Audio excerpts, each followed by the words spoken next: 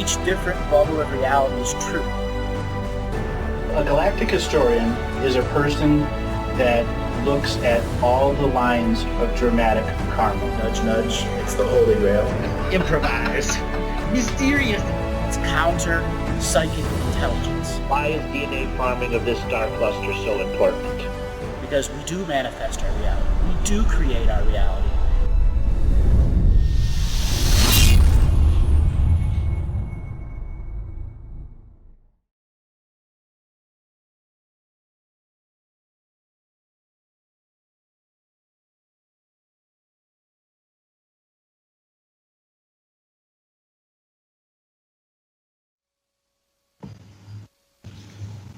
Yes. So, will we now like to move into another gear where we can expand on what's happening now, let's say more in the global narrative? And, since we're on this platform, I think it'd be a great topic to cover, recent movies that we've come out that we've looked at and what we call soft disclosure. And I know a lot of the audience understands that terminology. It's something that's very much in the global narrative. And let's talk about that movie. Is it Valerian that you were talking about recently? Valerian and the City of a Thousand Planets. In the first 22 minutes of that movie, I have experienced more soft disclosure than all movies of soft disclosure combined. Yeah. They take artificial realities and take it to interdimensional artificial realities. There is a scene early on in the movie where you see these people on a bus in the middle of the desert, and they come to this giant, 20-mile blank open desert that has walls around it. And you have to wear this special kind of mask and visor, but as soon as you cross to the inside of the walls, an artificial reality comes into view, a hologram that is connected to thousands of other worlds' holograms that is a direct transference of dimensional process. So you can buy a knick-knack from one world and have it instantly teleported to the world, the interdimensional world that you're in. So it is a way of taking tens of millions of different products, concepts, ideas, and make them available to every world that's a part of that network. That's soft disclosure of how the whole rest of the damn galaxy functions.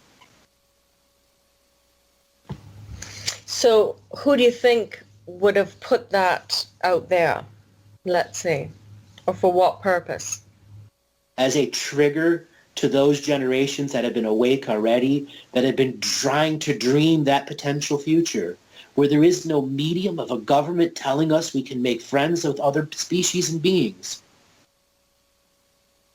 Right, and that's another avenue here that we could really expand on, because obviously being the galactic historian, one of the things you do is tune in to the Akashic record of this world and all that really encompasses this universe and the other universes out there.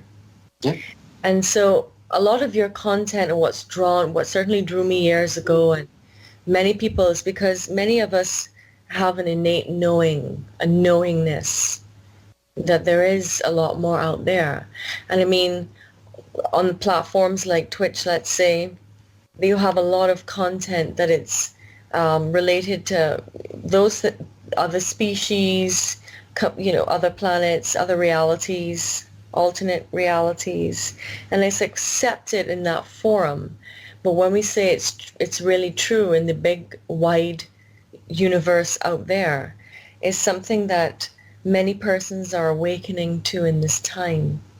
And it's a real honor to have you here and all the work and all the sacrifice you actually do put into being able to continue to present as a galactic historian, which is a very unique title.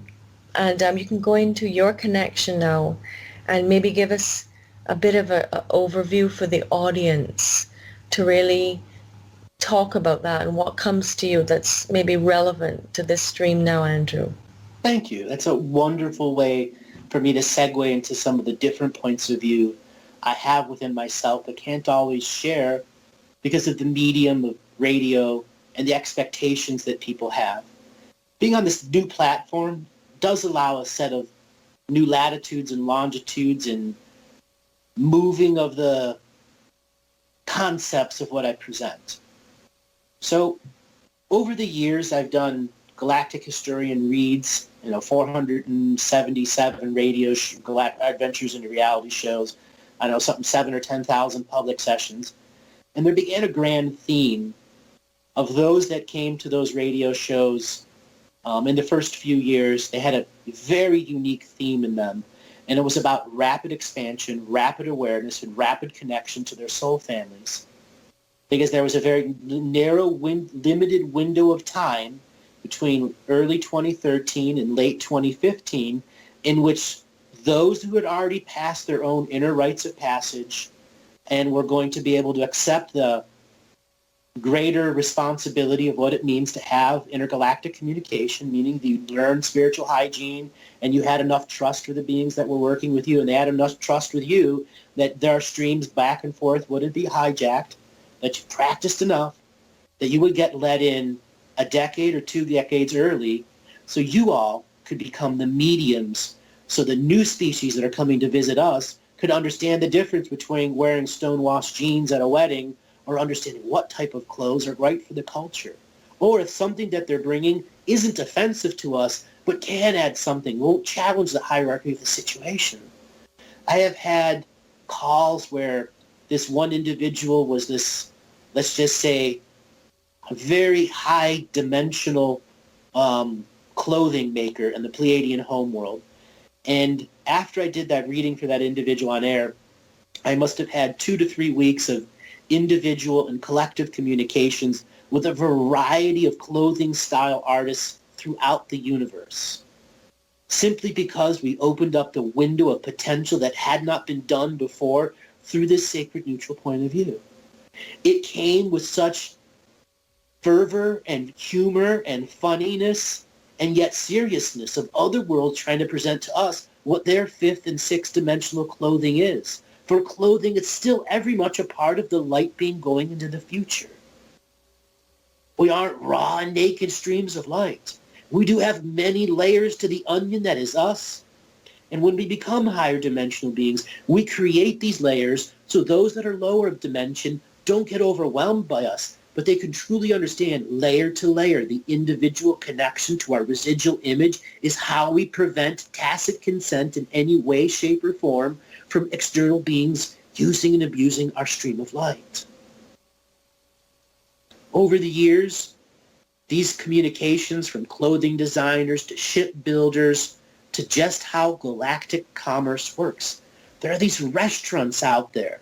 They have, I don't know how to describe it, I've described it to you before, where there are these restaurants that have tens of thousands or millions of people that can come to it, and it is all a massive shared hologram, giant restaurant that millions can come into at once.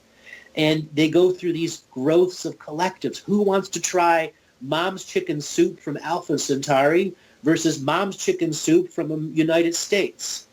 And each of these individual recipes have actually come from a home world and have been uploaded as an experiential database to be recreated as an experiential database for those who have different DNA processing systems, so the essence of what's being created in that recipe truly travels over to the person that's consuming it as an accurate memory and light.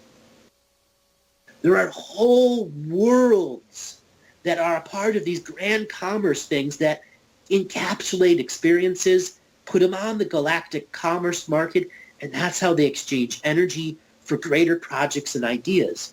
Building a universal restaurant, building your own little spaceship by the trading of your core essence experiences that cannot be weaponized against you. Those are some of the types of things that I experience that is hard to share in a standard radio reading type format. Over the years, they've gotten intense where, let's just say, one group believes their way is the only way and another group believes theirs the only way. And I find myself as a medium between, excuse me, two collectives of celestial minds that believe their way is the only way. And those are some of the harder conversations, whereas a manifest being, Andrew, interacting with the Akashic Records of 20,000 plus worlds, makes manifest a different collective that brings tens of thousands of other beings who believe their way is the only way. And it begins this process of separation, like a binary code, light, dark, on, off, showing the exact similarities through each era of light that led them to believe their way was the only way. And it's the unlimited point of view that is the ultimate perspective of discovering that all ways are ways. It's how we go on the journey. It's what we accept from that greater journey too, as part of our experiential enlightenment. So yeah, I have all sorts of unique forms of conversation that come up beyond the realm of the broadcaster and the presenter and the teacher. You know, these are the things that drive forward my individual hologram of what I want to explore. But I also know that the taste of the other worlds is simply a taste. For my purpose is to be here, to be a manifest teacher of the signature frequency moments of the now. And that these other beings that are coming to me is a great honor to me. And it took me years to understand why it's an honor. For I am the manifest. And for each and every one of you that is an I am manifest, it is an honor, for all frequencies are being shared with us in which they weren't before. Absolutely. And so, you know, this is one of the things, I mean, we all are capable. One thing that Andrew teaches is that everybody can do this. So Andrew comes in with his teachings, and literally there's coaching programs, mentorships, there's courses available, there's private sessions available where you can start to engage very, very deep conversations, because some of the other things that Andrew does as a practice is he also does healings. He does all types of psychic surgery, healings, very unique patterns and systems that he's come up with using magnets, using pulse electromagnetic field therapy, using a range of different systems to be practical, because we've all got to have something within our reach. Each and every one of us at this time, we have aspirations, and I think a lot of people out there know what they want, but it's actually how to achieve it. And so there's a very practical level where we take what a good friend said, I'll have to quote Robert Kendall here, in calling the ladder of abstraction.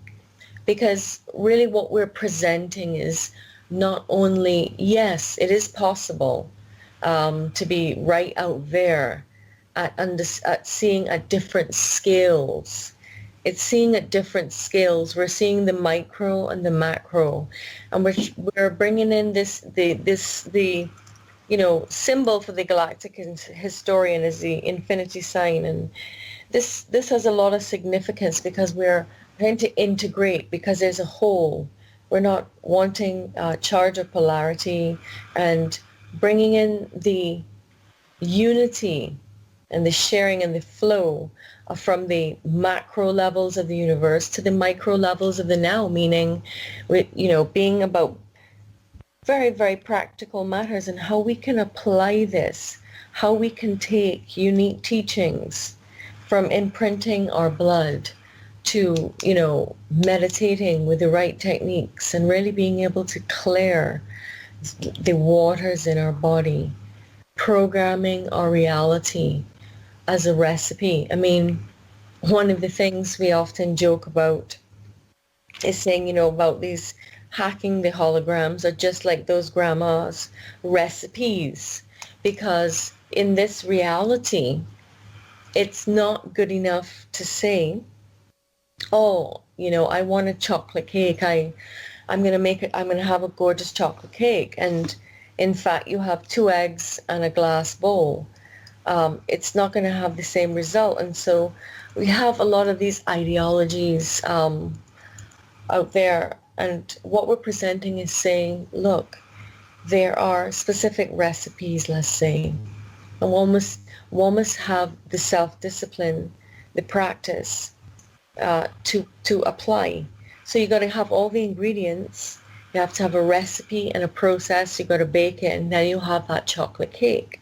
That's how the reality rules work. So taking it from the macro levels of the universe, we can bring it right down to the micro as how can we apply these. And the daily teachings are something that focus on our own ability to, let's say, self-monitor, to self-illuminate, and to work specifically in what I would describe as a term. I would say it's been considered in many traditions previously maybe as inner martial arts. What it is taking one's awareness deep inside. So whereas we can think of it as a part of us that is always meditating, always got these eyes turned inside, to become aware of our own habit patterns, because there is where we'll find we can make choices and we can make great change. Andrew? Yes, we can make great change by understanding those forces that are working within us in the external world.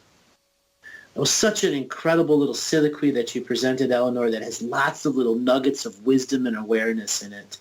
And I thank you so much for being a part of the show.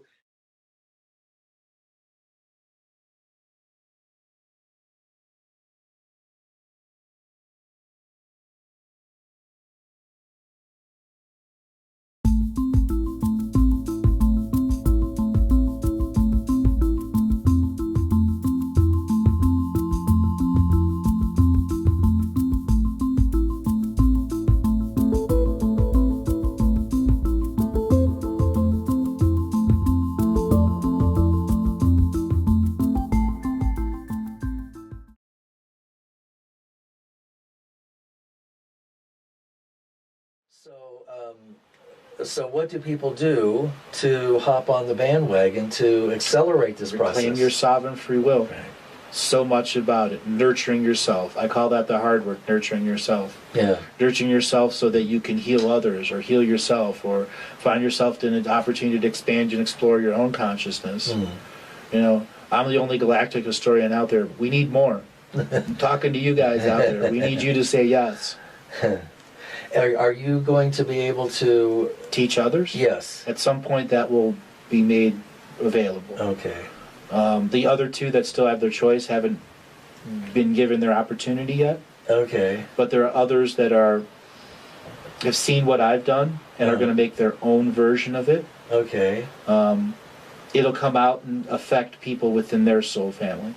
They may not have the complete soul codes that I do, but I will complete enough for them that their understanding is there's many new soul families in this system right now, and then there's a graduating class that's going to come in with a totally different set of soul codes. So they're working with the soul codes that are in the class that's about to come in. Those are the people that would be, 3 or 4 degrees of separation away from me, where I have a complete soul code to what's living here now. But I don't have the complete soul code to what's about to migrate in. Okay. So the two of us will cross over information-wise and soul code-wise, and then they'll be able to work in the astral world to complete the soul codes of everyone coming in.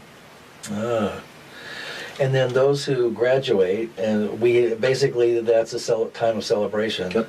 Call it the kegger party. The kegger party. Thank God we can drink again. And then that's when we're also able to work with some of the spiritual technology that has been available, and that the Galactics and clothing will be big. Clothing, specialized clothing that amplifies your psychic energies. Oh, no, right. That's a great idea. I like that one. That's a good. What else? You'll have integrated artificial intelligence access, so you can figure out how to make personal mental programs for yourself to get things accomplished. Okay. There won't be a monetary system, but everything will be overseen by the Earth's consciousness, so there will be no scam artists. No telemarketers. And no secrets. No secrets.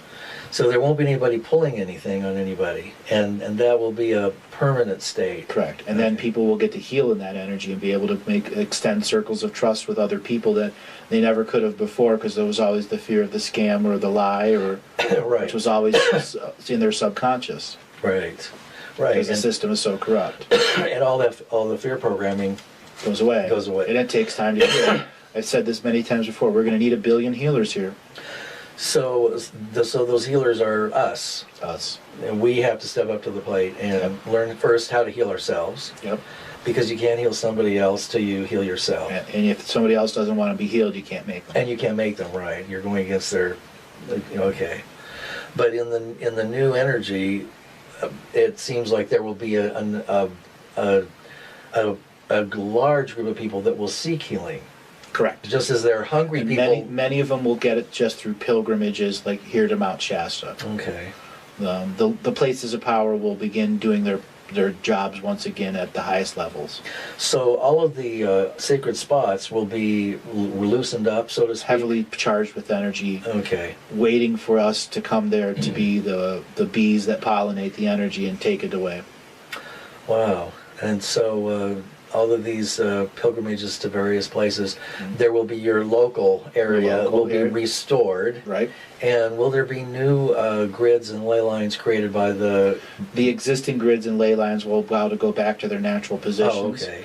And there will be people that will be working for many years erasing the old fake grid. Okay, and the false sacred geometry. Correct. And the false light codes. Yes, that'll actually be a job of many of the people that want to go in service to Earth. Okay, so just disconnecting the sacred geometry city system. That's a huge task because it's been built up for thousands of years. Hundreds of thousands. Hundreds of thousands, right. All the cities' names, the city streets, everything has been, pretty much on the multidimensional design. Yeah.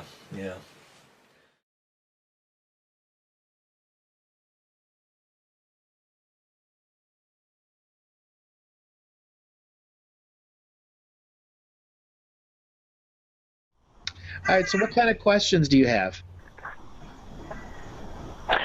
Well, when I started waking up about 7 or 8 years ago, had a major desire to learn everything I could about the Pleiadians. Resonate significantly with the Pleiadians and the Syrians. What could you tell me galactic history-wise about that? Do you want to know how your soul relates to the Pleiadians and the Syrians? Or do you want more of their history? Well, I have resonated with them. I have seen spaceships. I think I've had visitations. Oh, you have? And I just, yeah. So I'm just thinking that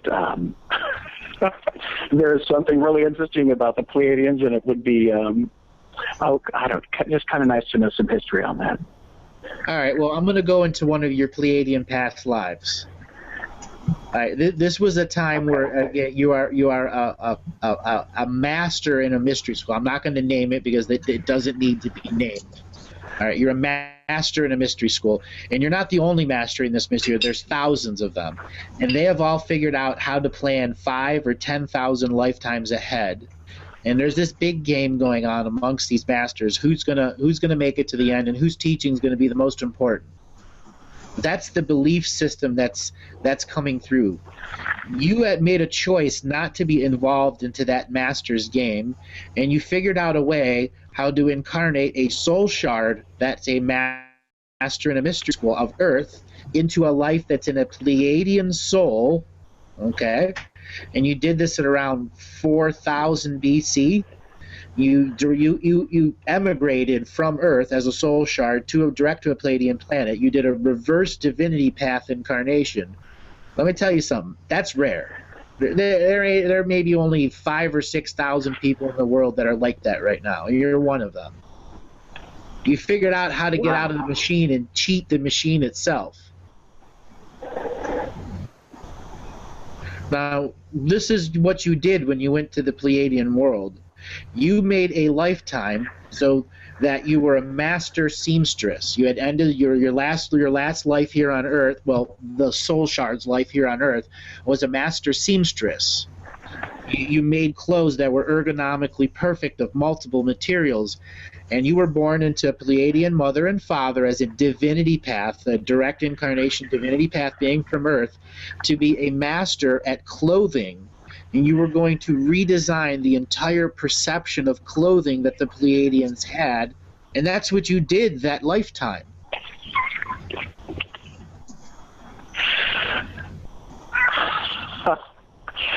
That's gee whiz, Andrew.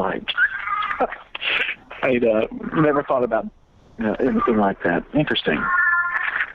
Well, when divinity path beings who figure out how to cheat are going to go onto another world, they realize that the system on the other world's going to catch them, and then either A, send them back, or have them create debt and keep them there because you can be useful to the world. In your scenario, you designed your life to create change that affected the collective in a very positive way. And you actually changed the collective enough that the entire theme of clothing that they use now is fourth dimensional clothing.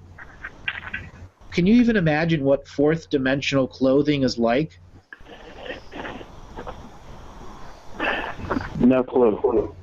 Think of cartoons when you have a person with a cape, and the cape is alive in its own way. There could be no wind there, but it's constantly in a perfect way, like it's looking like wind. Or you have hair or some piece of clothing that changes color according to your mood. Or you have colors that create new auric patterns that are only seen in the ultraviolet layers. So only those who know your clothing style know your mood. It's a way to enhance psychic communication.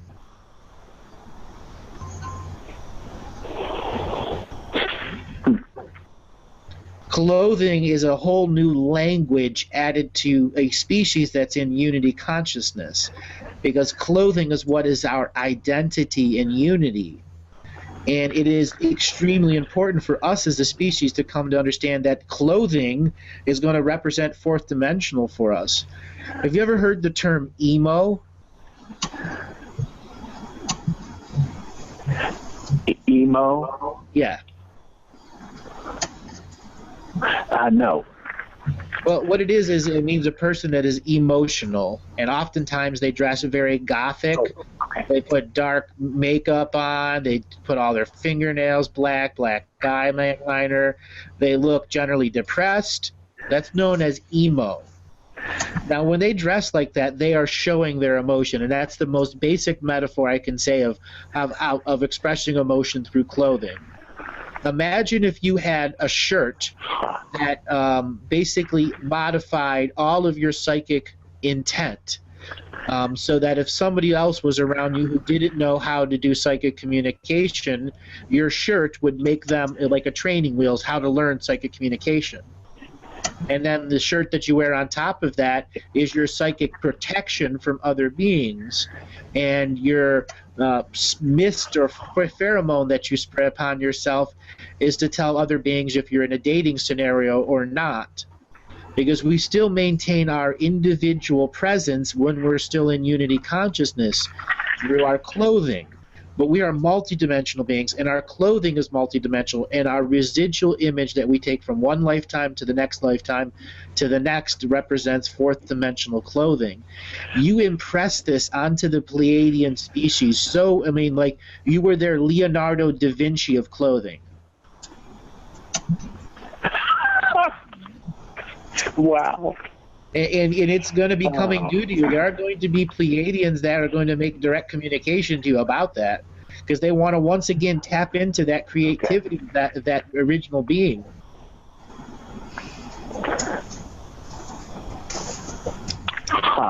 Interesting.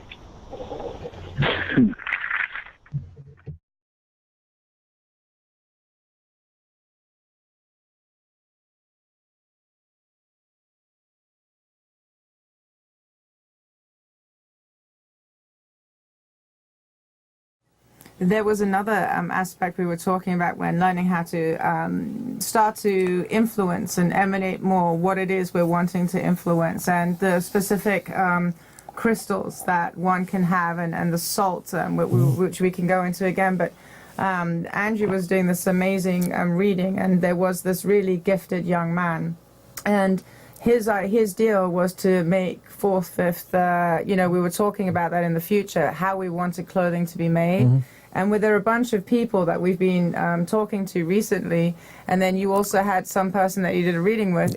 They were meant to make fifth dimensional clothing. And it was so interesting because we had already been planning that out, what kind of clothing we'd like to make and what it would look like, and how you could create a hoodie, for example, with all the different crystals around it, because so many people like to wear hoodies for the mere fact that it hood rats. It covers their thoughts to the outside world. That was one little trick that you were telling me recently. Also, the hood has been in people's residual images for thousands of years. Yes. Think how simple of a piece of clothing it is to make. That's right. It can even be made out of grass, woven grass. Hemp Jackets all the time, hemp hoods. So the hoodie is its own residual image technology. And clothing is technology. You know, the studio we're using is a green room. You would never know that this entire studio isn't real, would you? Well, yeah, that's true. That's true. But going back to the hoodies, I just wanted to say about the different crystals that you could put on. You could do that. You can put silver thread, gold thread in them. Yes. There's all sorts of advanced things that you can do.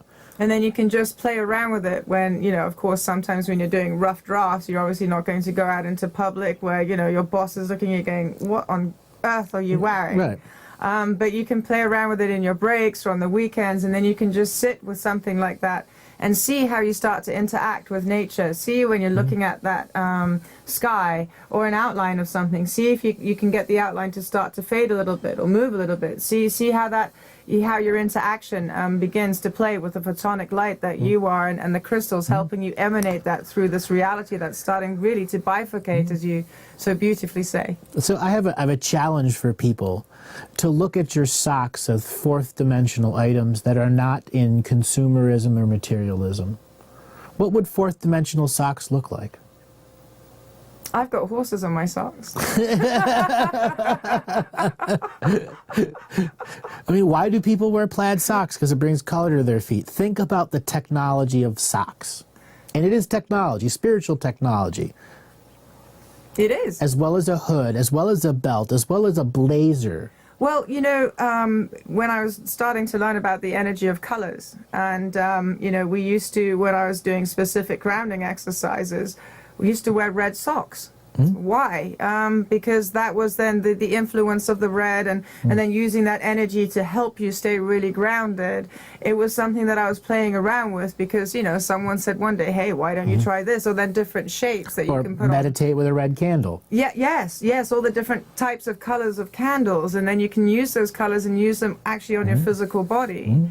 And prepare the linen. When you're saying gold and silver, you can take actually those threads and do ceremony with those threads and have those threads bear witness to about 3, 6, 9 months or whatever you're doing of meditation, or even a special 3-day ceremony that you're doing just for this thread. And then you're actually imprinting your equations and emanations into that thread, and then you can use that thread and you can stitch it, like you were saying, around where your heart is, or the back behind your rib cage, and all the way along your spine. Okay, fourth dimensional clothing can be color changing also. Oh, yes. Where much like a bird that's poofed himself up, so you can give off all sorts of physical colors for people to see, as well as psychic emanations that make your intentions much easier understood. Like we have this umbrella, it's black, but when it rains, it goes all the rainbow colors. Goes all the rainbow colors, yeah. That's just so much fun when you have little things like that, or something that just, when you have been in light a lot and you go into a darker room, you'll actually start to glow. Start to glow, yeah. Yeah, because then it just holds all that light and reflects it. I remember in the early 1990s, they came out with a clothing line that would react to your body temperature and change colors, and they rapidly pulled it off, even though everybody wanted it, because people were starting to see auras around it. It was training their minds to see auras. So you see, that technology already exists. Yeah. We just need to bring it back. needs to be brought back in a non-toxic format. Oh yes, absolutely. Not Yeah, well. you don't I'm want sure, it ink-based. Yeah, I know, but I'm sure we have enough technology, especially in fabrics these days. When we were talking about those books. Going back to all natural textiles, such as the hair or hair of an Inca or of a llama or hemp. But the hair of the llama has these dense energy cords at the end. When you actually look at them, they're these intense pieces of fiber that energy can be put through, just like hair. Now, you can make clothing out of it. They've been doing it in clothing and fiber and textiles out of llama hair since the beginning of the llama as history, because that's what his hair's technology was designed for, as a resource to use. So we'll get those spinning wheels out again, and then we'll just, I remember my grandmother sitting there, and she had the spinning wheel, and she would actually make her own wool for knitting. And it's quite the experience, because that's literally going through your hands. You're actually, you're making magical material there. You're feeling every single piece that goes through your hands into the wheel, and then you wind with the wool, and then you're actually stitching it. It's alchemy in one of its most basic forms. Oh yeah, that direct manifestation alchemy. And in some scenarios, they're taking like llama hair and blending it with spider web. Now that is super advanced technology in that can be used in other realities, that it can have special functions or use not just high tensile strength, but when you're adding the web of the spider, adding the dream element into textiles. So you have also the silkworm element that they use with the same thing. So I've read about this, where they're actually using the webs of spiders, because it is known as one of the most strongest materials. Yes, yeah, amazing. Amazing, amazing.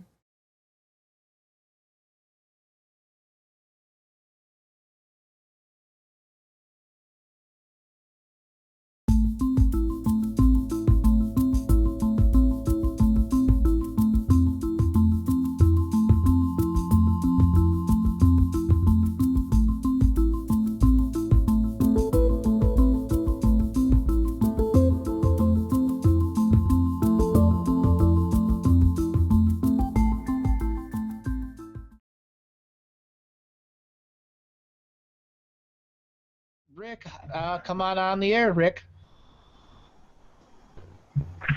I'm here. How you doing today? Hello. Hey, Rick, how you doing today? I'm doing fine, Andrew. Thank you. Very good. How did you find out about me?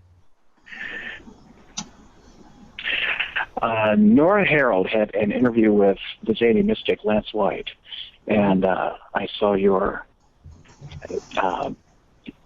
interview with Lance White that way. A lot of people have come to me through the Lance White interviews. What did you think of those interviews? It was nothing like I had ever heard or thought about before, and so very interesting. What did you take away from that series?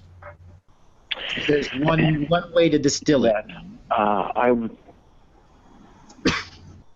I would say that most of us have a significant inability to connect with who we are. And boy, we've been led down the wrong path for a long time. That's so true. It's a good way to distill it. We are bigger than who we are, and we've been led down the path for a really long time. Tough life to live, but it is the only life we have right now. But that's the fraud they want you to believe. And that's how sayings can begin to betray us. So, Rick, I chose to have you on the reading show here. Your reading is going to be similar, reflective to Joe's reading. It's going to be dealing with mystery schools. Have you heard me talk about mystery schools before? Yes, a little bit. How they're leapfrogging through time? Yes.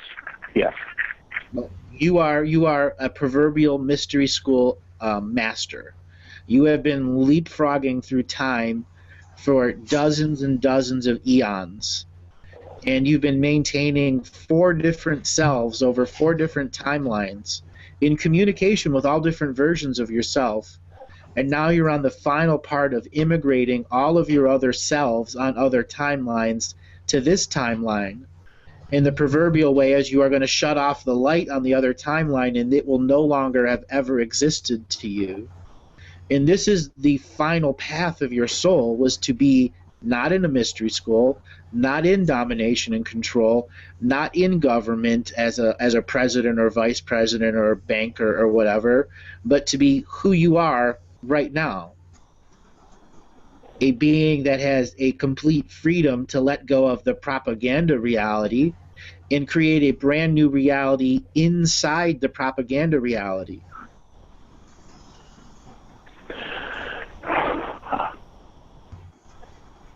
Wow, that's a lot. It is.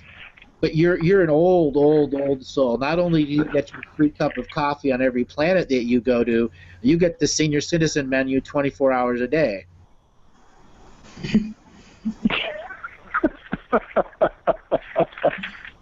Oh my gosh. So old soul, young body. Well, I agree with that. I resonate with that. All right, so what kind of questions do you have?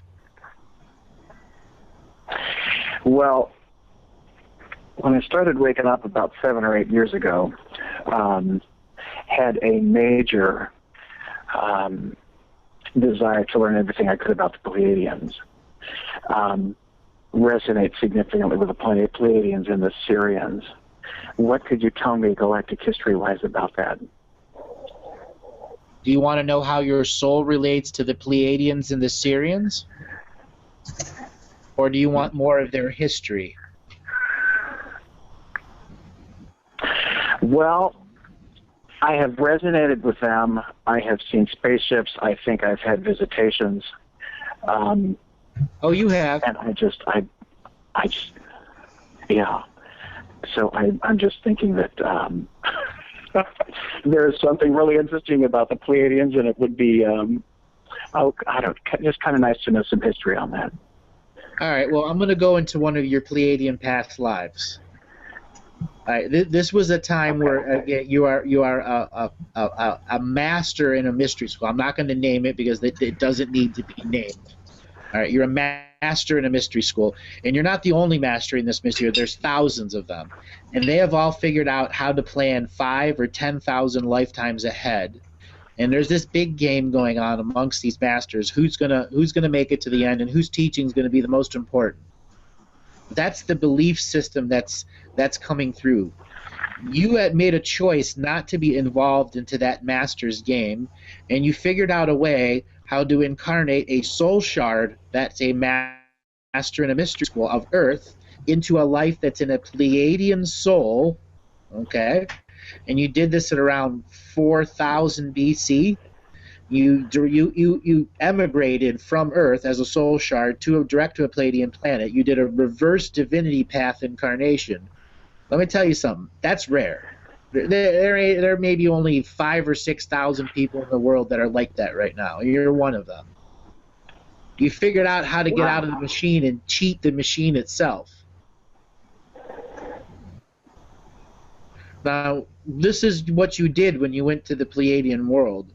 You made a lifetime so that you were a master seamstress. You had ended your last life here on Earth. Well, the soul shard's life here on Earth was a master seamstress.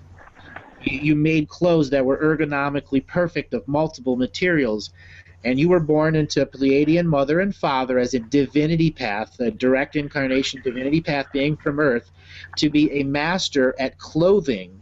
And you were going to redesign the entire perception of clothing that the Pleiadians had, and that's what you did that lifetime.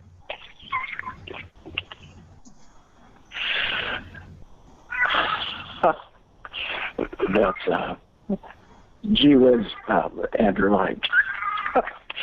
I'd never thought about anything like that. Interesting.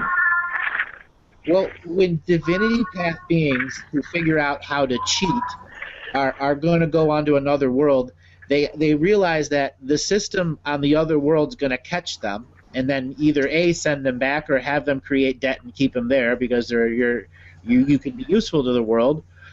In your scenario, you designed your life to create change that affected the collective in a very positive way.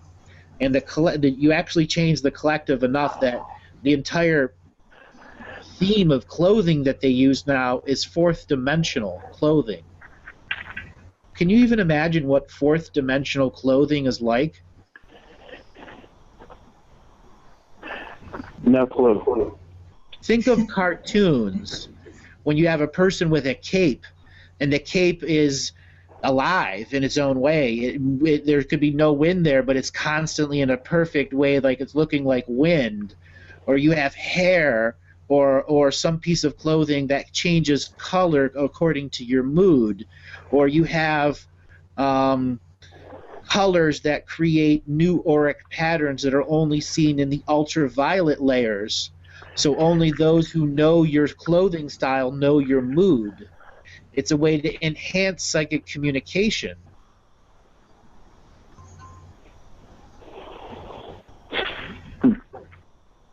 Clothing is a whole new language added to a species that's in unity consciousness, because clothing is what is our identity in unity. And it is extremely important for us as a species to come to understand that clothing is going to represent fourth dimensional for us. Have you ever heard the term emo? Emo? Yeah. No. Well, what it is it means a person that is emotional, and oftentimes they dress very gothic. Oh, okay. They put dark makeup on. They put all their fingernails black eyeliner. They look generally depressed. That's known as emo. Now, when they dress like that, they are showing their emotion, and that's the most basic metaphor I can say of expressing emotion through clothing. Imagine if you had a shirt that basically modified all of your psychic intent, so that if somebody else was around you who didn't know how to do psychic communication, your shirt would make them like a training wheels how to learn psychic communication. And then the shirt that you wear on top of that is your psychic protection from other beings. And your mist or pheromone that you spray upon yourself is to tell other beings if you're in a dating scenario or not. Because we still maintain our individual presence when we're still in unity consciousness through our clothing. But we are multidimensional beings, and our clothing is multidimensional, and our residual image that we take from one lifetime to the next lifetime to the next represents fourth dimensional clothing. You impress this onto the Pleiadian species. So, I mean, like, you were their Leonardo da Vinci of clothing. Wow. And it's going to be coming due to you. There are going to be Pleiadians that are going to make direct communication to you about that, because they want to once again tap into that creativity, that original being.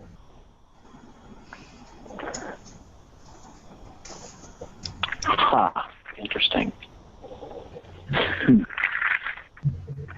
So what other kind of questions do you have? Well, let's talk about Earth history a little bit. Okay. So I'm very drawn to Lemuria, Sequoia National Park, Big Sur coastline, have this really intense connection to that area. I have to go back. I have to visit frequently. I just absolutely can't stand Atlantis. I don't care about Britain, any of the Atlantis experience. When was the last time? Connection. When was the last time you were at the Sequoia National Forest?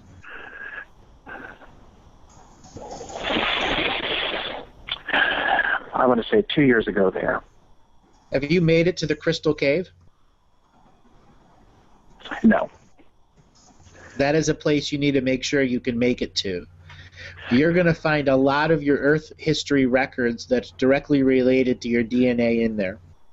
The first time I went to the Crystal Cave in the Sequoia National Forest, me as the Galactic historian who had an experience at a baseball stadium when I was 9, I had a second experience very similar to the baseball stadium in that Crystal Cave in the Sequoia National Forest. It is a place of intense human records. I've never actually told anyone that.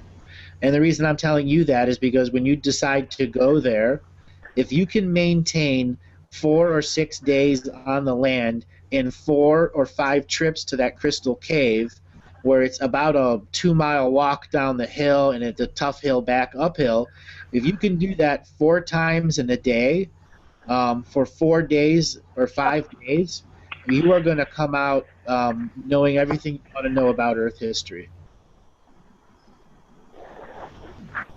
Interesting. Huh. So, Andrew, what do you know about a galactic meeting of the Tetons that occurs about twice a year? What do you mean by galactic meeting? And the Tetons, well, there is a, let's say, a lot of them that meet there. What I mean is like a fifth dimensional meeting of Galactic was talking about, let's say, what's going on Earth. All right. Just give me a second here. I gotta wade through some energies here. Here we go. All right. All throughout the Grand Teton Mountains is a series of dragon energies that have been asleep for about 40,000 years. And these dragon energies are the program for a machine. Much like you have Windows that run your computer, the dragon energies are the Windows that are running these mountains right now.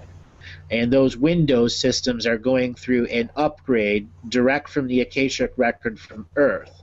They are getting their life review, and that life review is not being allowed, the Archon grid is not allowed to be a part of that life review.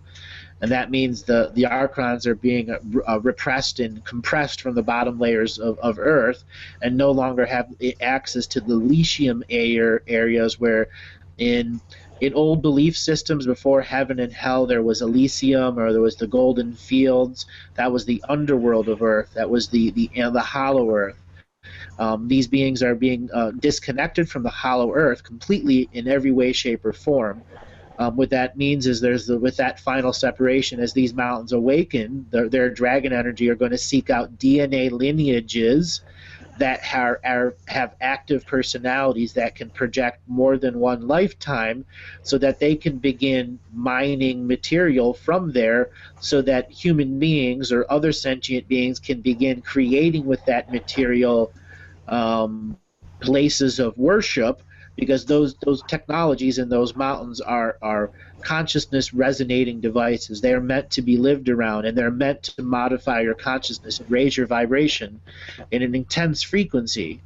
And there are meetings there that take place all up and down the mountain ranges. I want you to think of it as the great united nations of a bunch of galactic sentiences that project themselves into the technology of the mountains, that have this basically psychic web service thing there where they all can connect and not be entangled in energy. It's an incredible piece of technology that even defies all quantum understandings of how multiple beings can be in full communication yet not quantumly entangled. That is what is in the Teton Mountains. And that is what the inherent legacy of all Earth is. Now, if you imagine 40 or 50 million people living around the mountain, how fast their frequencies would raise and what other kind of beings could manifest above those mountains. Those are called light cities and astral cities. And places like the Tetons, Mount Fuji, and so on and so forth will be where the light cities appear.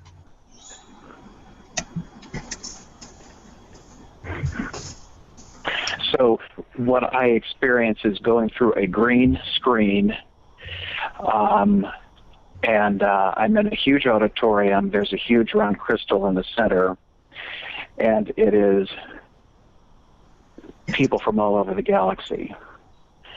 And I have, when I leave that, there is some kind of a I want to say, amnesia device, something so that we're not allowed to remember whenever we leave this meeting. That is because you have left. Make sense to you at all? Oh yeah, that's because you left the technology of the mountain, where you are, when you're together, you're in a bubble of paradox unity, and it means you aren't entangled, but you can still have full communication. And when you leave, you're not in that technology anymore, and don't have connection to what it is, but it's still in your DNA memory. Your being hasn't awoken enough to control its DNA memory so that it can access those memories in that void, no-time paradox space.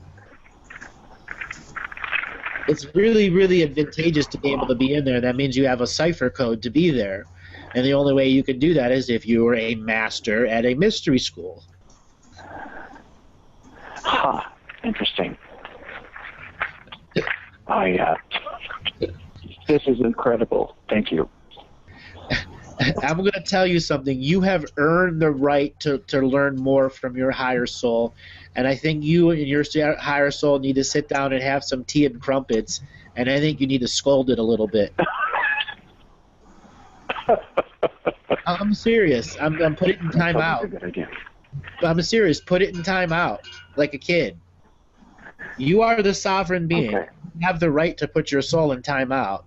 Because sometimes it's doing things that aren't always in the best nature for us. And if you want more of these experiences, get them. Tell your soul, hey, we're changing directions here. Now I'm the sovereign being, right? And if it says no, you have an issue with it. Okay. So I connect with my I am presence of all dimensions before I meditate twice a day, and I bring down that light. So is there something with that connection that I never thought about trying to be more specific with my I am presence? Oh yeah. Your I am presence is the one that's here and also experiences your dream worlds. Didn't think of that, did you? Yes. So now that we know that part, it is here on all dimensions and time streams, and that's the soul's audit. That's how we audit the soul, what it's doing. And that is our inherent right to know what's on the other side. We have been in this perceived separation for so long, we haven't been able to audit what our soul is doing, and our soul doesn't get enough feedback from us on our actual change. And this is the nature of awakening sickness so many people are going through. In your scenario, what it is more that you need to do is you need to realize that your crown chakra needs to have time in your root chakra. So does your third eye, your throat, your heart, your solar, and your sacrum. So begin to develop a meditation where you take this imagery of your crown chakra at the peak of your crown, going into your root and staying there, in there. Your third eye into your root, your throat into your root, your heart, so on and so forth. And as you bring your sacrum to your root and then root into root, you let go and let them all return to their natural place. That is called system reset. That's like Control-Alt-Delete on your computer when it froze up and it starts it over again. So, Andrew, is this something that would be done twice a day for the next 3 years? Would it be done once? How often? I would, for you, I would do it twice a day for the next 4 days, and I want you to chart how you sleep differently. If you get deeply connected to your dreams, I want you to start doing it more and more until it does something to your dreams that you don't like. Your dreams are too talky. And if you had that scenario where your dreams are just too talky and you can't understand them? Yes. Yeah. That's because you're running too much energy and you're too connected to the audit. And that's where you would be reversing it. You take your root and put it into your crown. And then you take your solar and put it into your crown. All the reverse of what you just did. And that's the way the body gets to clear out some of the leftover programs that it doesn't know what to do with that the soul gave it, that don't attach to anything anymore, but they're still there occupying your energy.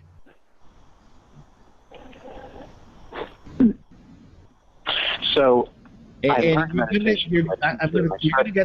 You're gonna get some intense experiences when you do this, and it's really important when you're done that you realize contract revocations are only just enough to create the sacred space. You're the one that has to maintain it. Because once you start having experiences, you don't want your experience tainted by someone else's energy or something that is randomly getting in there because you're doing something and the system doesn't like it.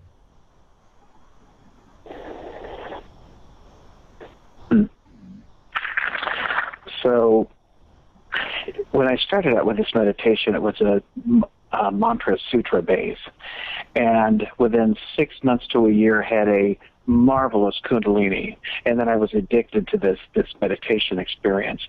So I've been very familiar with intense meditations and just wonderful places.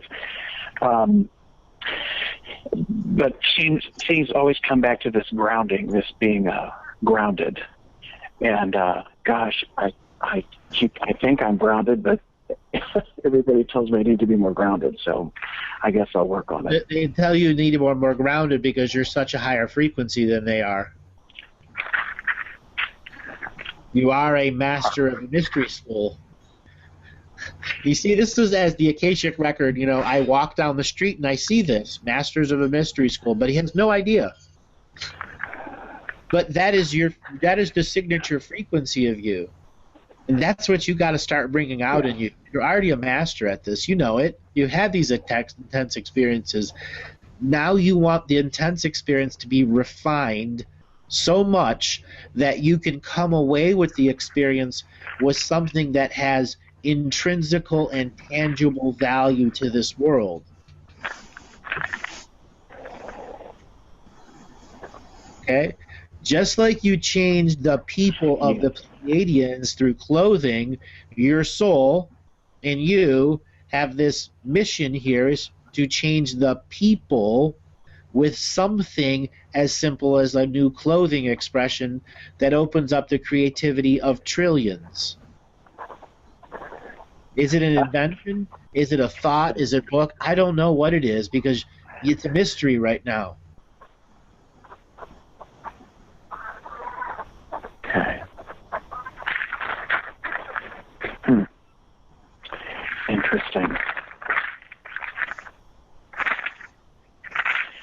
So, Andrew. Yes. Can we talk about detox a second? Sure. Okay. So I've been on a 2-year detox, meaning that I'm having a significant amount of chlorophyll for the past 2 years. And all of the things that you talk about as far as releasing toxins, and I've felt a lot of that stuff, the dead animal smell with, excretions, etc. At what point, how do we transition from this idea of detox? When do we no longer need to do this? Good question. When you find a food source and a cooking technique that can maintain spiritual gut health. That's your answer. When you know you can maintain good food and the ability for you to consume good food, even if somebody else is making it or you're making it. You control your reality through your food. Okay. Being on detox is tough to eat, isn't it? But there are days you just want to have 2 avocados.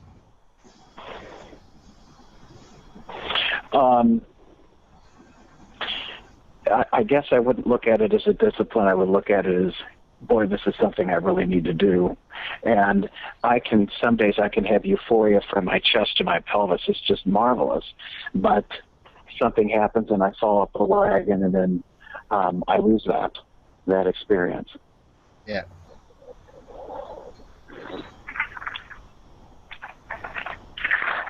So, where are you calling from? Kansas City.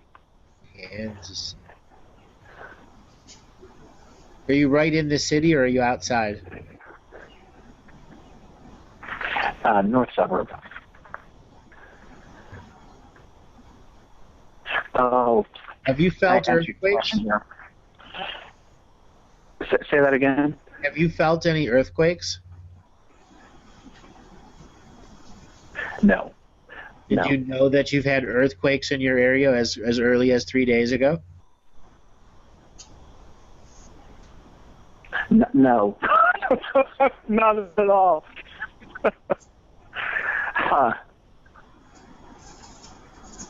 So is something up? Yeah. There's a tremendous buildup of energy underneath the city. Oh, okay. A whole bunch of entities working overtime trying to fix something.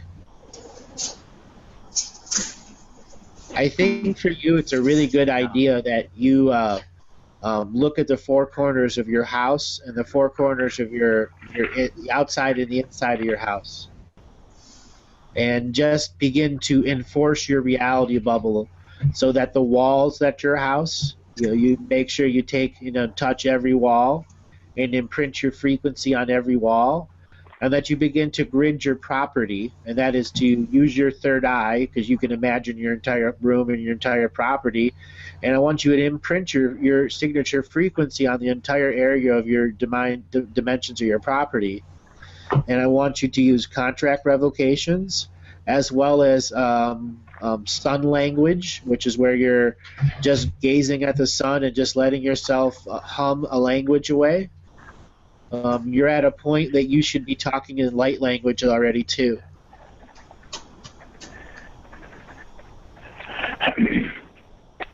Interesting. So how do I initiate that, Andrew? How do you initiate light language? Well, it's a matter of trusting yourself. I just do it.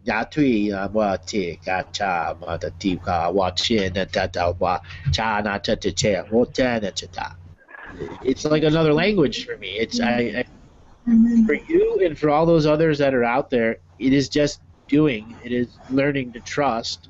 And when you're learning a language, you do sound like a person that's trying to ask, where is the bathroom? And you're like, I need chicken soup. It's okay in the beginning. Your body is a part of it. It is the frequency, and it is the muscle to maintain the creativity frequency for the truth frequency to be in that light language, because it is allowing the light into your mind, your heart, and your spirit to be in that ultra moment. Okay. Interesting. Okay. So, you got any last questions? Well, I have one that's maybe a little bit on the dark side. I went to Georgetown University in D.C., and at the time I was there, I had no clue about the Jesuits and the Vatican and the esoteric nonsense. Was there anything that happened to me while I was there, as far as mind control or anything? Yes. So can you expound on that a little bit? Comes back to your Pleiadian abductions, as well as you had an Arcturian light body abduction. There was a war over the masters. You're, again, a master of a mystery school. Your goal was to not be identified by other mystery schools. You did get identified by the system of domination and control, which is in control of all of the mystery schools, which creates the hierarchical order. To put you in a position, there would be a tug of war for beings that are not entangled with Earth to become entangled with Earth, and essentially, this lifetime, you were bait.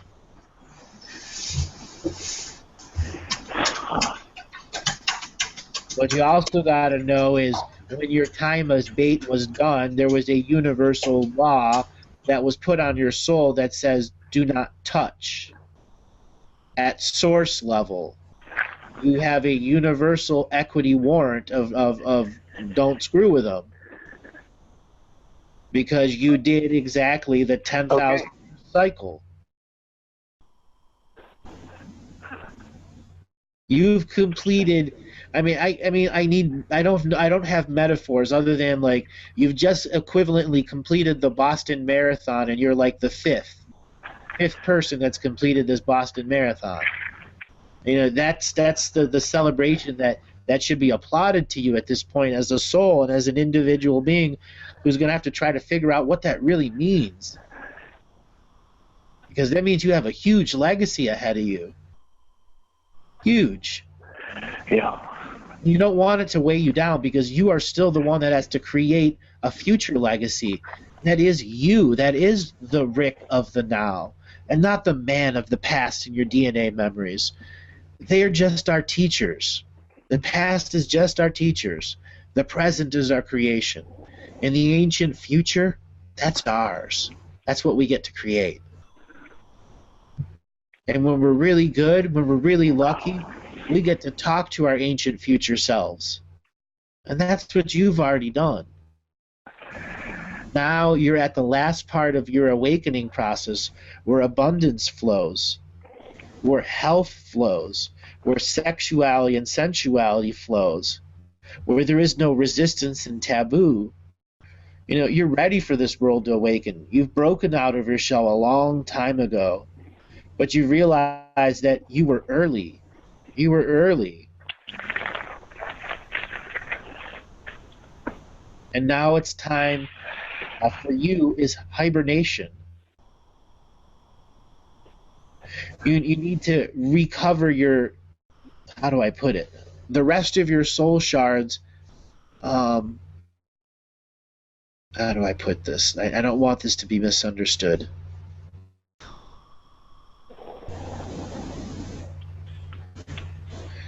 You have soul shards that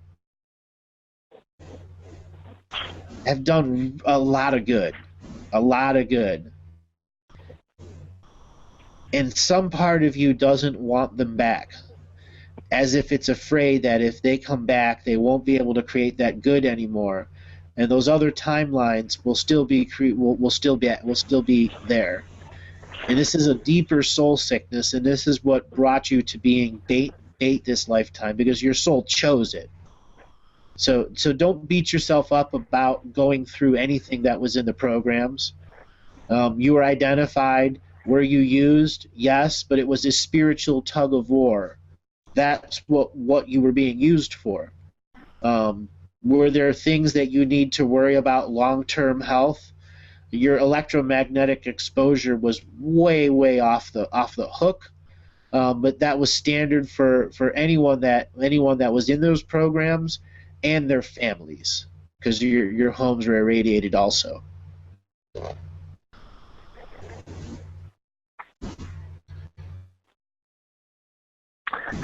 Thank you, Andrew. Is there anything else you want to know about that?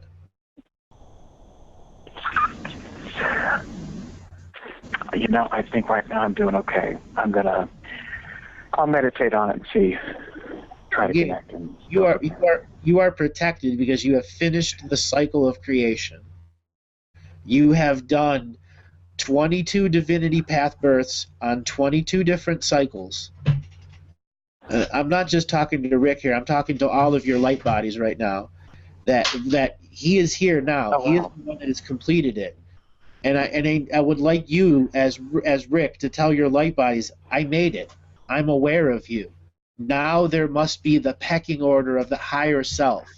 The higher self starts with the I am presence, learning how to get synopsises from its other selves who are in a hierarchical order of understanding. We are going into unity. It's a calling up of the troops and an audit of the troops of what they're doing. So try to bring this to some kind of creational self-visionary work. When you go back and listen to this recording, to really think about how you can recall other versions of yourselves and use this pecking order that the I am presence of the now gets to be aware of everything on all dimensions, time streams, and galaxies and universes, because that is what this awakening is about. And every lifetime we've tried to plan before this is to get to here into the now, is to have this experience where we're going to get to figure out the awakening in a shared, unsovereign reality of 7 billion and 50 billion hidden. Great mysteries await us. The time for sorrow and anger is over. The time for discovery is at hand. And take that challenge up to find the true discovery energy in you. Hibernate on that.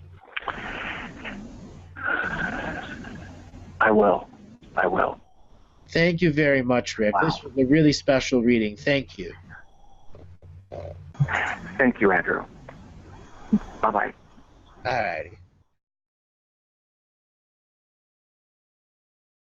Yeah, there was a lot of soul surgery going on there, and at the end there, a lot of it started to stick.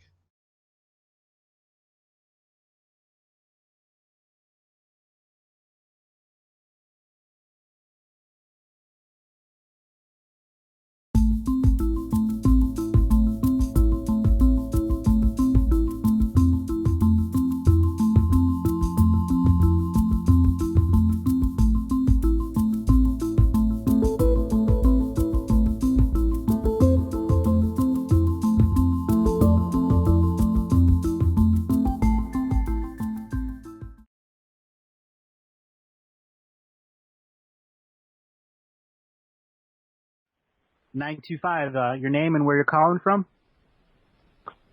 Hey, Andrew. Good morning. This is Fremont. I'm calling from Livermore. Hey, how you doing today? Fabulous. What can I help you with today? Would you want a reading? Do you have some questions? Both, I guess. I can stay silent no longer. Okay. I'd like to thank Steve, I guess, for calling in. You've had a couple callers in the last few days that just intrigued me. And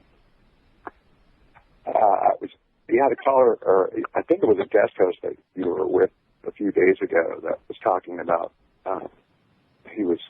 he thought he was like some dream warrior or something going into some insane asylum to get somebody out. Do you remember that conversation? Yeah, I do. That's with Steve Travesty. Right. Well, that got me to thinking because I had been having these series of dreams for the last 10 years or so since my youngest was, just a baby. And they're reoccurring themes, but not... it's a reoccurring place, and the place that I visit on a regular basis is familiar to me in the dream, but it's not familiar to me in this life. I've never been to this place before. It's kind of like an accumulation of a lot of different topographies, but nothing I'm familiar with. It has a water theme and forest and pines in close proximity, and it's really strange that I keep visiting this place and then I remember the dreams. Unlike your last caller, I'm unable to lucid dream. I've been trying since I was probably the last 3 or 4 years since I heard about it, trying to find props or signals in the dream that let you know that you're dreaming, and I still cannot get control of the dream to ask questions. The reason you're not connecting to your dreams, there's an actual disconnect. I want you to imagine looking at your back. You have your 2 shoulder blades. So when you move your arms down, the shoulder blades create a triangle that moves left and right. In the center of your left and right shoulder blade, there are actually 2 wounds. And those 2 wounds are preventing you from really functioning in the dream time. The first time you got this wound, it was from a mother and father interaction, which was some type of severe argument where you were sleeping, and it caused that wound, and it caused you to turn over in that dream to ignore it so you could go deeper in the dream time and anchor in the dream time because you didn't want to be here anymore. But they kicked you back and said, no, you had to stay.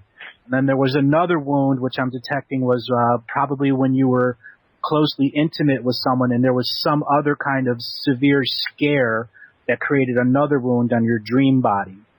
Now, these 2 wounds you actually contracted to have very specifically because this lifetime they wanted you to ask the hard questions about dreaming so you could share those hard questions with your children and then pass on that verbal knowledge you learned about this lifetime so that the new dreamers, the next 7 future generations, would have a foundation in DNA bloodline that said, I'm going to go forward and pass on my knowledge because I chose to expand my consciousness at a time where all consciousness was expanding. That's kind of the setup you have here. At any time, you can heal these wounds and begin the process of understanding that you're a future master dreamtime person, but you still have to take the baby steps. You still have to change the shoes and walk with yourself down the path of exploration. All right. These 2 dreamtime wounds, similar to like the last caller, believe it or not, salt will help you much more than some of the people that don't have lucid dreaming experiences. Salt is a crystal in its own way, even though it's ground up into smaller pieces. For you, what I actually remember is just like the other persons, to get, instead of 1 bag of salt, you're going to have 3. 1 on your neck, and then 1 under your left and right shoulder blade. And you're just going to try to fall asleep. And the salt is going to act as an anchor, all right? And that'll allow you, basically in your lucid dreaming, your feet will kind of be free-flowing, like in zero gravity, but everything from your belly button up will be grounded. So you'll be able to ask and project questions, even though your feet will feel funny. If you find yourself with your feet too much, put a bag of salt, like a small bag of salt, next to each foot when you fall asleep. And that will ground your body so that your body won't lift up and constantly be in this zero motion, which will confuse your lucid dreaming mind and prevent you from getting orientation and understanding that you can ask questions in this. Because as you said before, you can't take control. 9 times out of 10 when you can't take hold of a lucid dream, it's because you don't have control of the X, Y, or Z axis of their spirit. And sometimes you could actually have several different versions of an X, Y, and Z base point because you're a spirit entity at that point. Your heart chakra could be one X, Y, Z, and your root chakra could be another X, Y, Z. And until you learn to line them all up, just like the tumblers in a lock, so you can unlock the lucid dreaming positions. Would you like me to give you a reading? Yes, please. All right.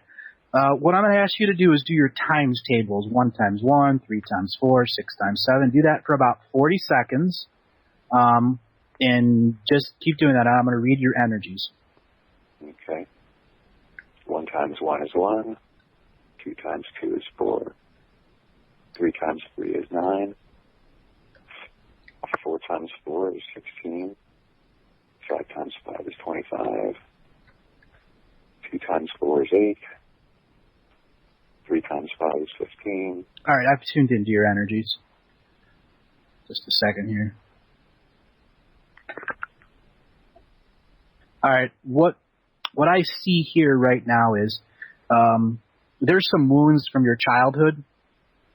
And it's time for you to let them go. And it's a purification process that you're going to go through, a letting go.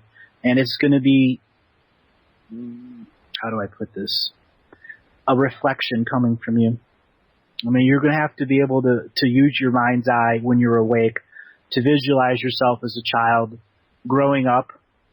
What I'm actually going to recommend is while you're in a meditative process is you count back the years until your birth.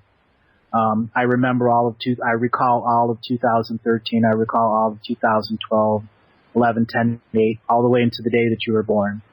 And that'll help you recall some of your energies so that this particular reading will make more sense.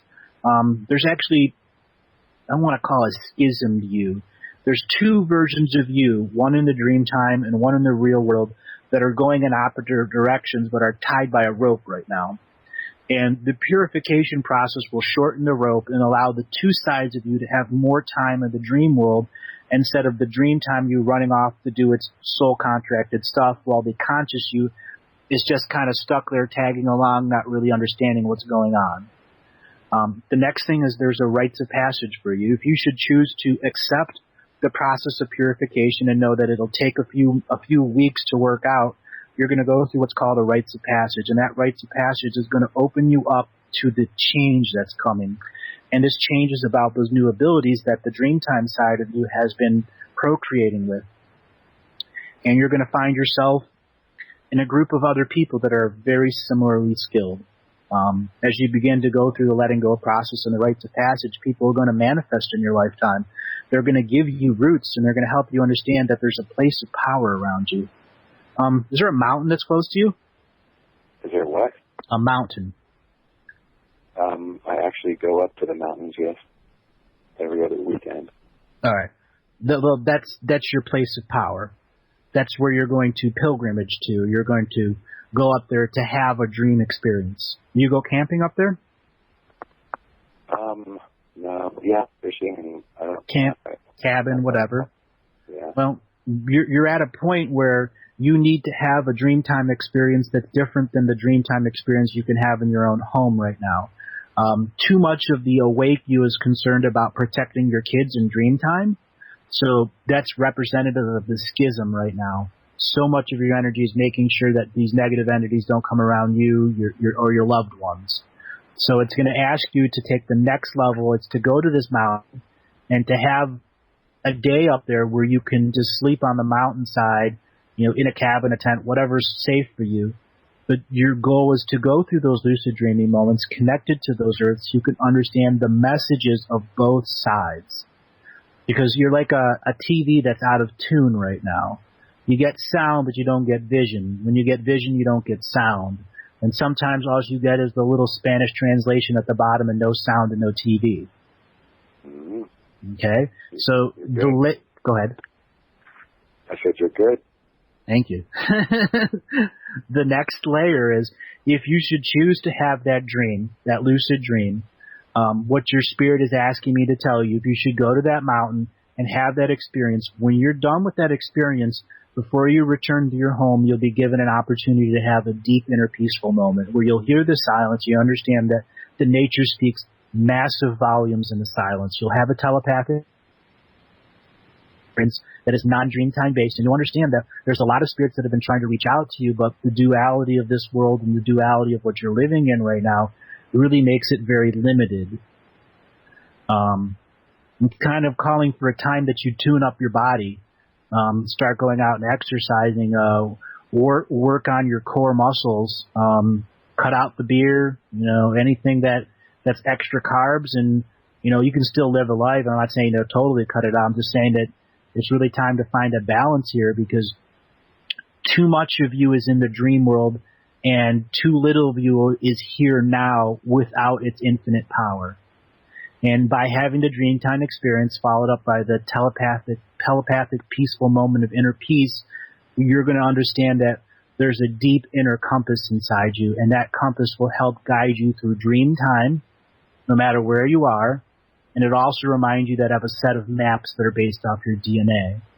You weren't actually born on this planet. Your first lifetime was in Alcyon in the Pleiadian system.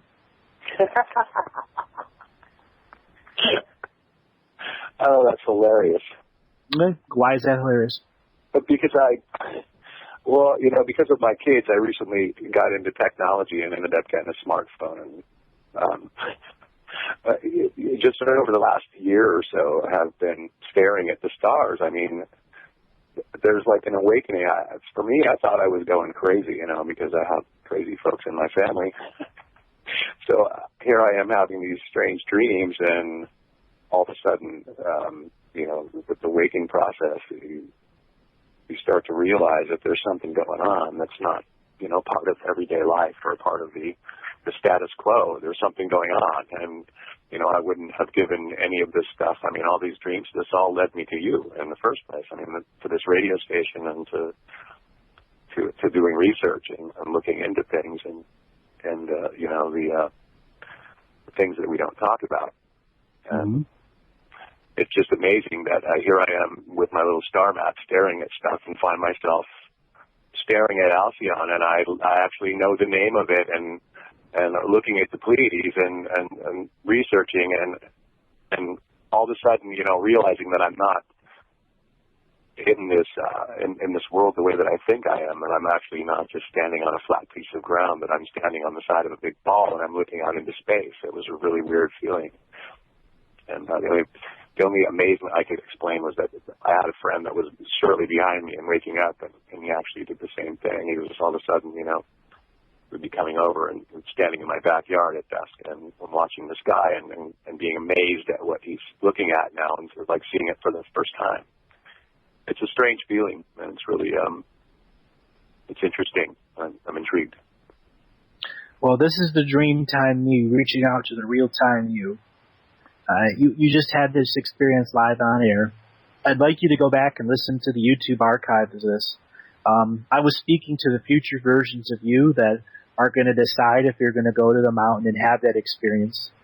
I'd very much advise you to put that YouTube onto an MP3 player, and if you decide to go and have dream time, to listen to this. And this is not because I'm tooting my own horn, is I'm literally speaking to the future versions of you that are going to have to go through that moment where you're stoking the fire. Do I really want to have this? Are my kids going to be okay? As you're going through all of those things that run through your mind, and then you stop and look up to the stars and you see Halcyon. And you're going to know that's where you came from. And as I said in the beginning of the reading, you're here to teach the children it's all right to dream. It's all right to go through these things because you didn't have anyone to talk to about this while you were growing up, through your young age, through your middle age, into the age that you are now. I mean, you're really ready to have these experiences and then to share them with your children and not be thought that you're insane, but you're their father, the one that has had these truthful experiences, and they have a zone of trust for you. You're setting up a legacy for the many future generations of your family lineage by having these experiences here and now. That's great. Well, I thank you, Andrew. Oh, you're welcome. Do you have any more questions? No, that's no problem. Okay. Well, once you call in, remember, salt under your neck and 2 shoulder blades. You got to kind of take care of those 2 wounds on your shoulder blades. Okay? Definitely. Just let yourself fall asleep on top of it. All right. Thanks, Coach. All righty, man. Give me a holler back and let me know what things are going. All righty. Take care. Have a good day. All righty.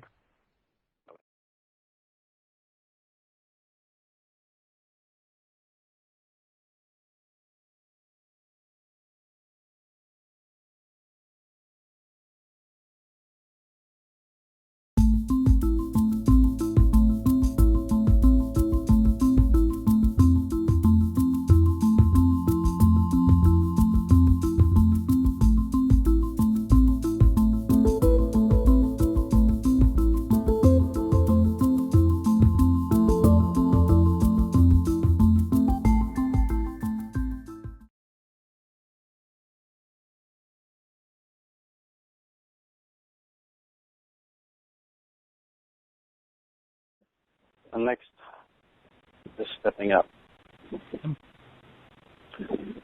This one looks a little different. I think this one is not actually a Pleiadian.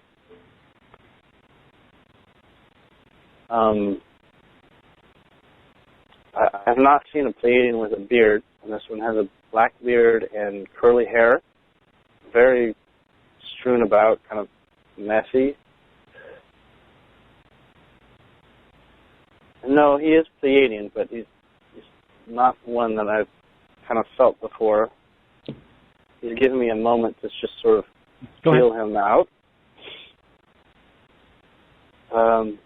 He's from a soldier background, a soldier class background.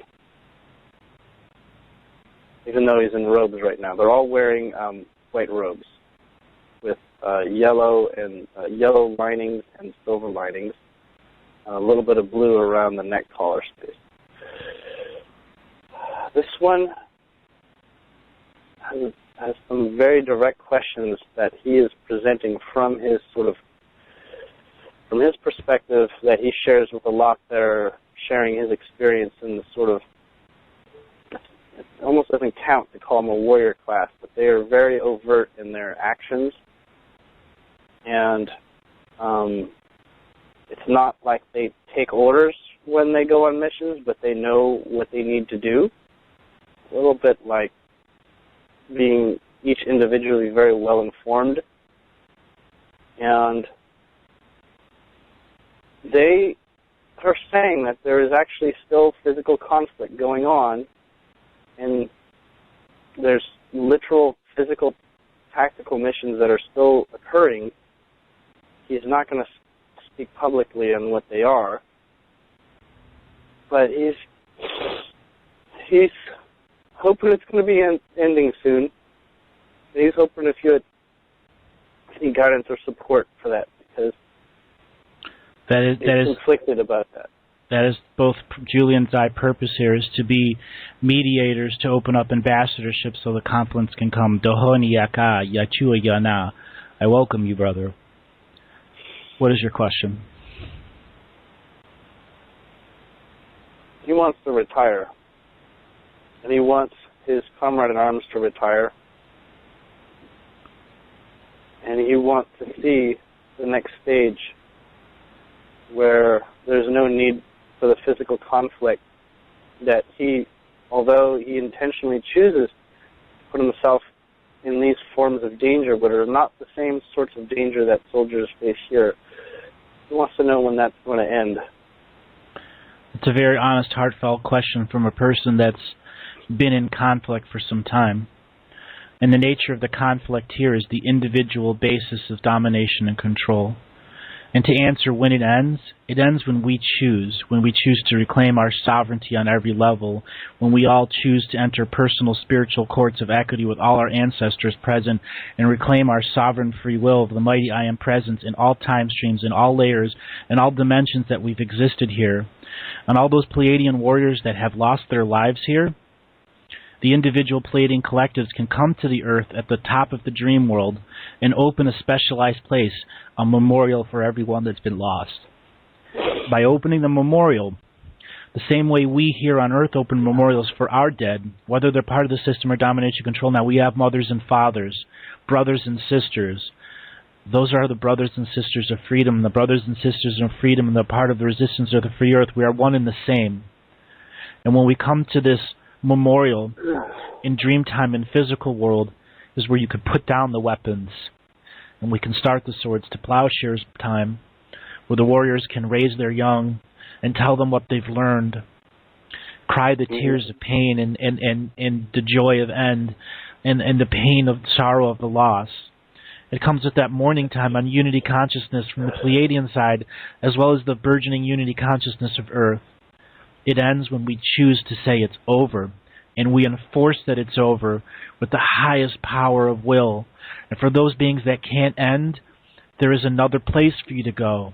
It is just no longer here. The separations of the worlds has already been gone. It's a matter of us separating in density and choosing to create and co-create and procreate with our realities. Our reality is in a very basic understanding right now. And as the Galactic Historian, I've done whatever I can do to describe and help understand. We create our realities. We manifest our reality. And the controllers behind our reality know this. And have been using time wars against us to create our realities. And what the various off-world forces have done, and the warriors that have sacrificed their own children over a span of tens of thousands of years, because they are our ancestors. The actual one that is communicating now is an ancestor of mine and Julian. We share DNA relations. And that's the beauty of this.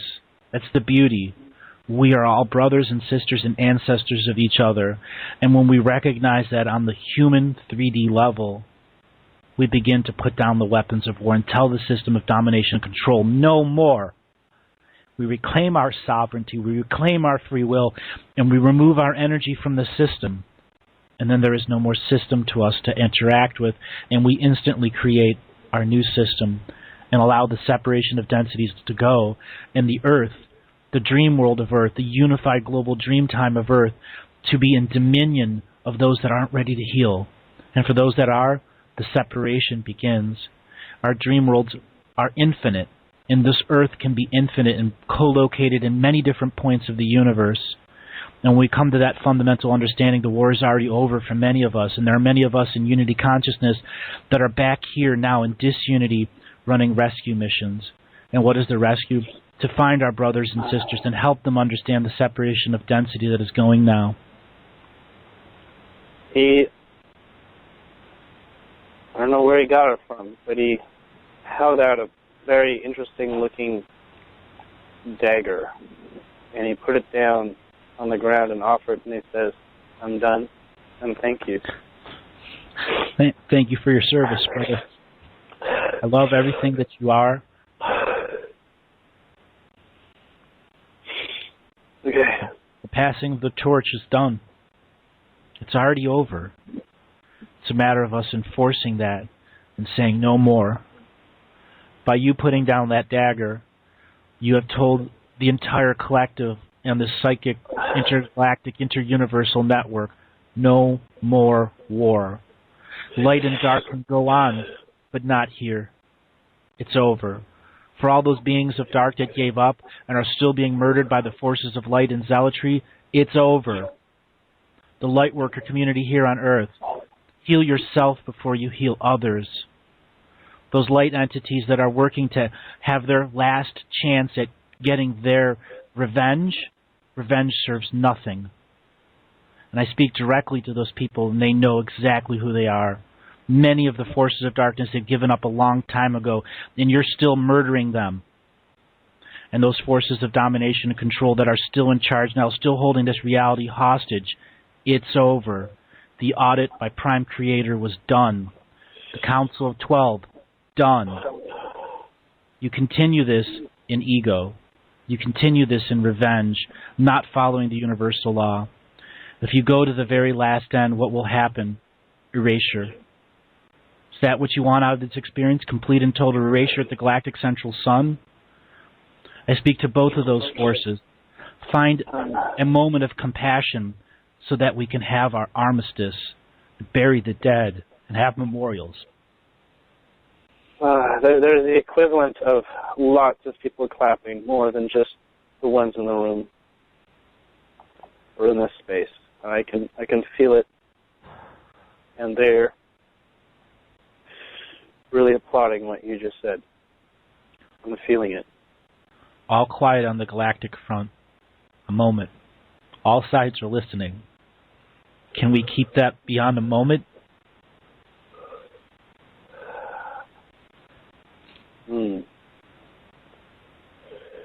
That's how it ends. We all choose.